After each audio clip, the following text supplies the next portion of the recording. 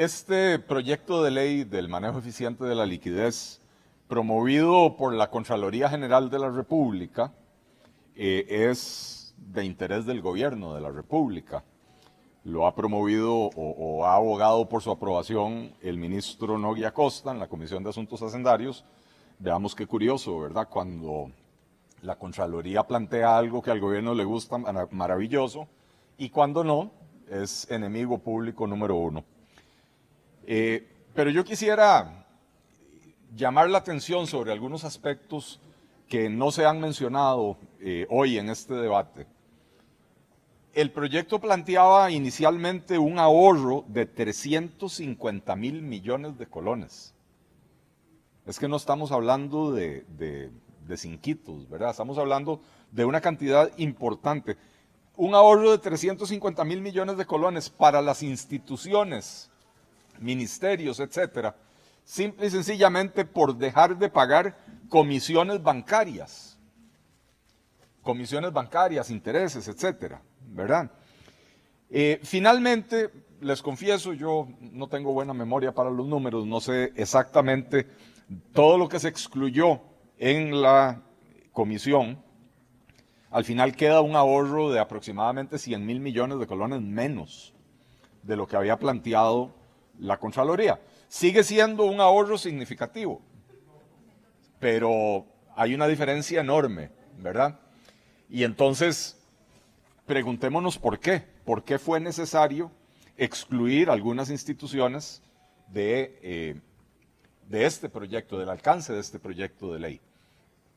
No quiero ser repetitivo, los diputados Gilbert Jiménez, Jonathan Acuña, Sofía Guillén han hecho un análisis bastante comprensivo de lo que contiene y lo que no contiene el proyecto de ley.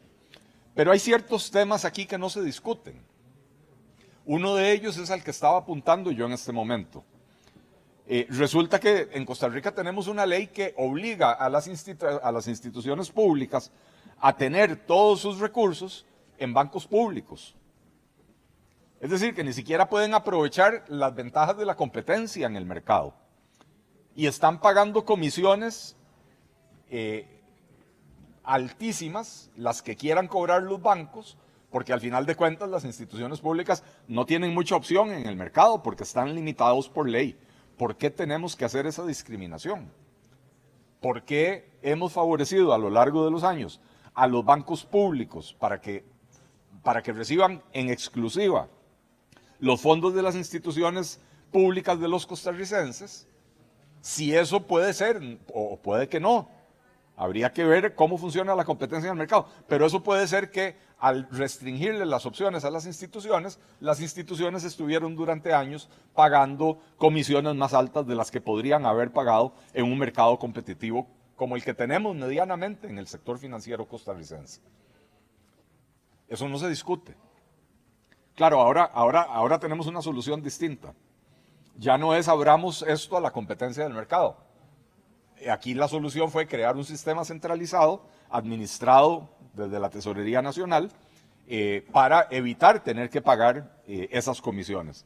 Y está bien, porque como decían los compañeros que me antecedieron en el uso de la palabra, el objetivo final de las instituciones es brindar un servicio a los ciudadanos. No es tener la plata en bancos, no es ganar intereses bancarios. Y mucho menos es estar pagando comisiones que no tienen por qué pagar si hay mecanismos para evitar que las paguen. Otro tema que no se discute, no se pone en discusión. ¿Por qué se excluyen a ciertas instituciones autónomas? ¿Es que acaso las instituciones autónomas están por encima de la ley? Yo sé que hay algunas, como la Caja Costarricense del Seguro Social, la Universidad de Costa Rica, que tienen rango constitucional. Para mí eso lo que quiere decir es que si alguien quisiera plantear el cierre de alguna de esas instituciones, tendría que pasar por un procedimiento de reforma a la Constitución, que entiendo que fue la forma que le dio el constituyente de darle seguridad y garantía a los costarricenses de que estas instituciones nunca iban a ser cerradas por la ocurrencia de unos cuantos diputados. ¿Pero quiere eso decir acaso que la UCR o que la Caja Costarricense del Seguro Social está por encima de la ley? Ustedes se han puesto a pensar, compañeros diputados, compañeras diputadas, ¿por qué los diputados no podemos legislar en torno a este tipo de instituciones? ¿Por qué cuando los diputados queremos promover una rebaja en las cargas sociales para promover la formalidad o la formalización de los trabajadores, para alivianar las cargas, para poder reducir el costo de contratar en Costa Rica? ¿Por qué no podemos? Y a lo sumo lo que podemos hacer es pasar una ley que dice se autoriza a la Caja Costarricense del Seguro Social a bajar las cuotas. O se autoriza a la Caja Costarricense del Seguro Social a condonar intereses, multas, etc. Se autoriza, pero no se obliga. Y entonces la ley que aprobamos aquí en la Asamblea Legislativa termina siendo, en la mayoría de los casos, un saludo a la bandera. ¿Es que acaso esas instituciones, por estar mencionadas en un artículo de la Constitución, no están sujetas a la legislación? ¿Acaso no hay una ley constitutiva de la Caja Costarricense del Seguro Social? ¿Acaso no están sujetas a las leyes de administración financiera, etcétera? Creo que este es el debate que deberíamos de estar dando, el debate de fondo que deberíamos de estar dando en esta Asamblea Legislativa.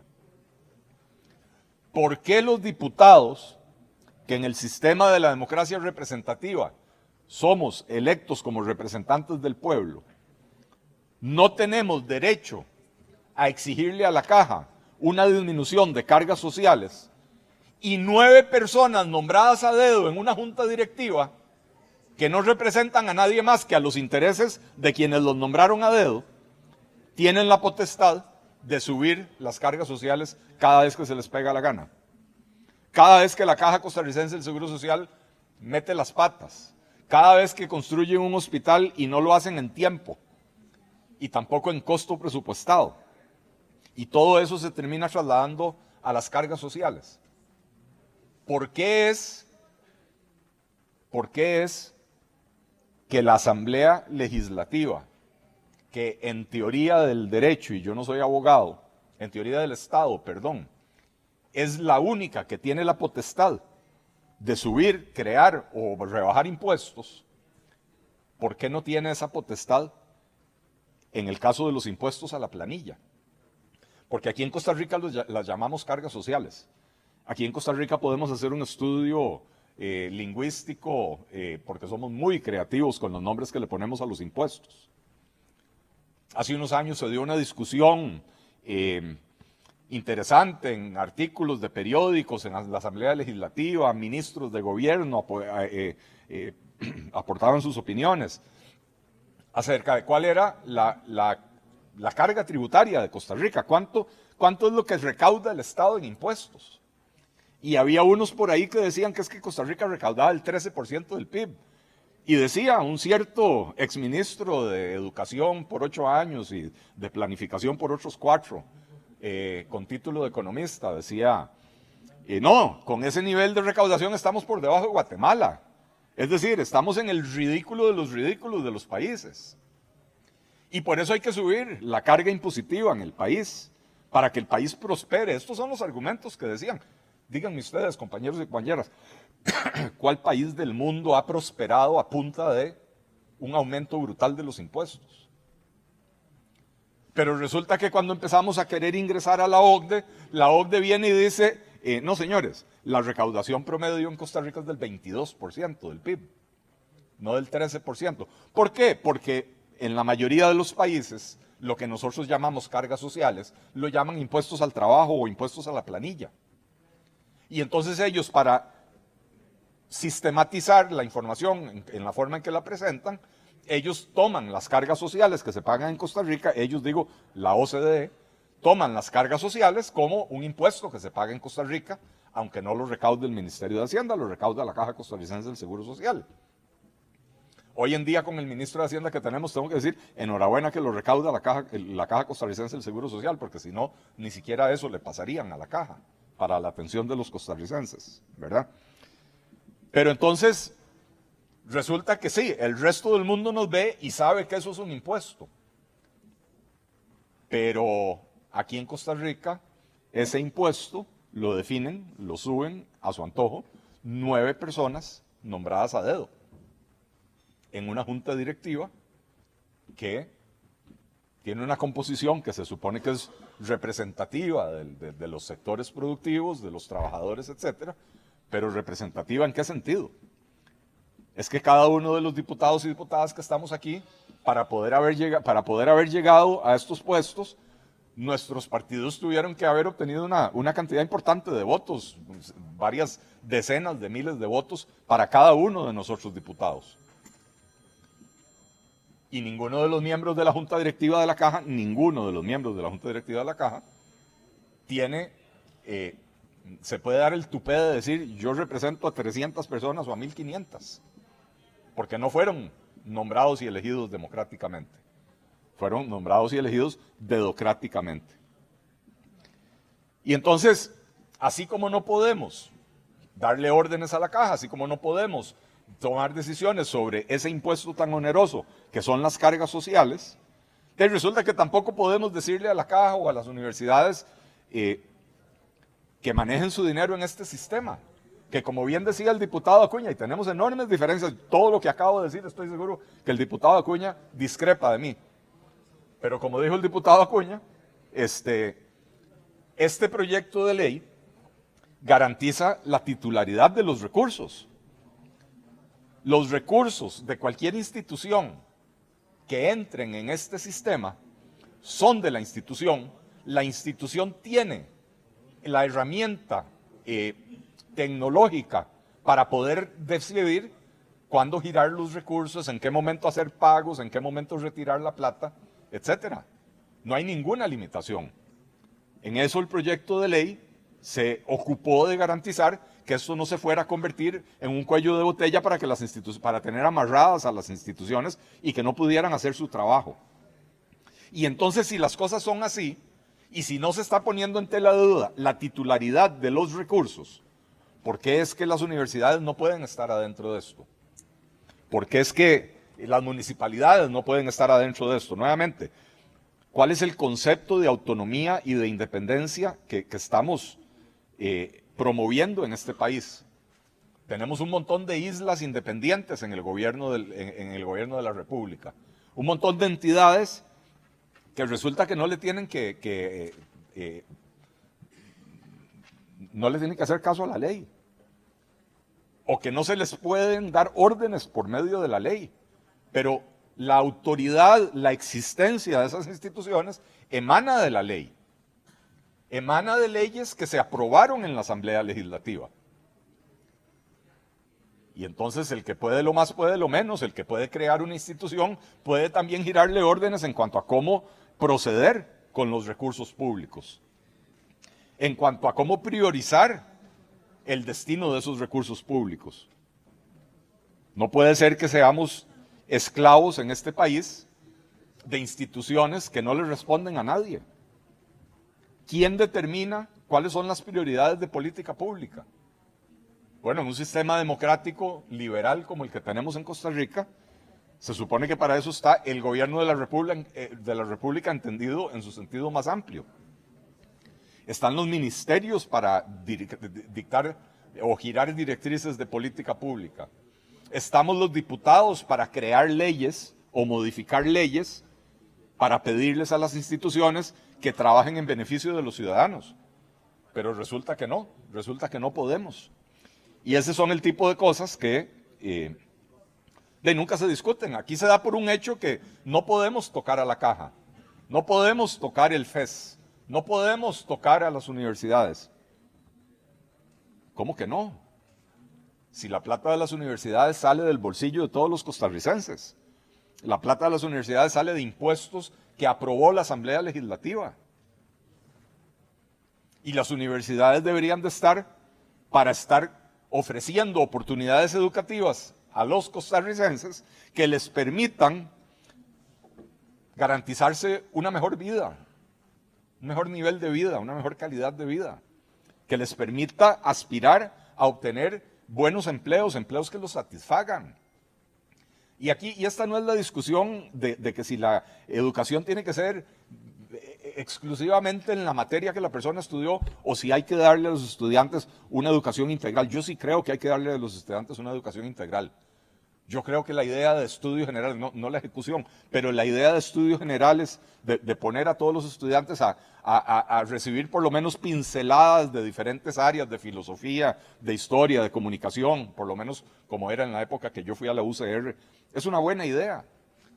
Y cuando nos obligaban a llevar una materia cultural, una materia artística, una materia deportiva, me parece que es parte de la formación integral de los ciudadanos. Y es muy importante. Pero el Estado costarricense debería de poder estar en la condición de decirle a la UCR, o a la Universidad Nacional, o al Tecnológico, o a la UNED, o a la UTN, señores, necesitamos más graduados en estas áreas y menos graduados en aquellas otras. Tenemos mercados saturados y seguimos graduando centenares y miles de profesionales en esos mercados que ya están saturados. Estamos condenando a gente a tener títulos profesionales para ir a ganar salarios mínimos porque sobran en el mercado. Mientras que aquí llegan empresas tecnológicas de avanzada y les cuesta encontrar personas lo suficientemente capacitadas con el dominio de los suficientes idiomas para poder desempeñarse bien en esas industrias. Y entonces, ¿por qué el Estado costarricense no tiene la autoridad para decirle a las universidades que financia con el dinero del bolsillo de los costarricenses, universidades, trabajemos para beneficiar a todos los costarricenses? Realmente a mí me preocupa que mantengamos esos esquemas mentales, que ni siquiera nos los cuestionemos, que los diputados votemos en automático. Ah, no, es de la caja, no, nosotros no podemos hacer nada. Empecemos a cuestionar, empecemos a debatir estos temas. Preguntémonos qué es lo que le conviene al país. No es que le conviene al ICE, no es que le conviene a la caja, no es que le conviene al MEP, es que le conviene al país. Porque para eso se crean las instituciones públicas, para generar bienestar para el mayor número posible de ciudadanos y de habitantes del país. Pero cuando esas instituciones públicas no están sujetas a directrices de política pública, cuando esas instituciones públicas ni siquiera se las puede obligar por ley a hacer cosas, ¿en qué clase de Estado estamos? ¿En qué régimen estamos? Porque aquí en este plenario hablé yo hace un par de años de don Juan Sin Tierra, cuando se cumplieron, si no me equivoco, los 800 años de la primera Carta Magna, la primera constitución política. Y en esa primera constitución política se estableció con total claridad que no se puede crear impuestos sin representación. Que para crear impuestos se tiene que crear una asamblea de representantes de los ciudadanos que con la delegación del poder de los ciudadanos decide crear esos impuestos. Y ese fue un límite que se le puso al rey en Inglaterra en esa época, que a su antojo decía, vamos a subir los impuestos, vamos a bajar los impuestos. No, a bajar casi nunca, siempre era más y más y más para adentro. Y le lograron poner un límite. A partir de ahí, en todas las democracias republicanas, en todas las democracias donde hay separación de poderes, la potestad de crear impuestos la tiene la Asamblea Legislativa, el Congreso, el Parlamento, como le quieran llamar. ¿Por qué en Costa Rica renunciamos a eso y no nos lo cuestionamos? Les recuerdo, 9 personas elegidas a dedo en la Junta Directiva de la Caja deciden cuándo subir impuestos. Ni siquiera nosotros lo podemos hacer, por dicha, con tanta facilidad. Pero de la misma manera, resulta que una medida como esta, para ahorrar dinero, no se la podemos aplicar a instituciones porque están por encima de la ley. Y eso, para mí, es inaceptable. Muchas gracias, señor presidente.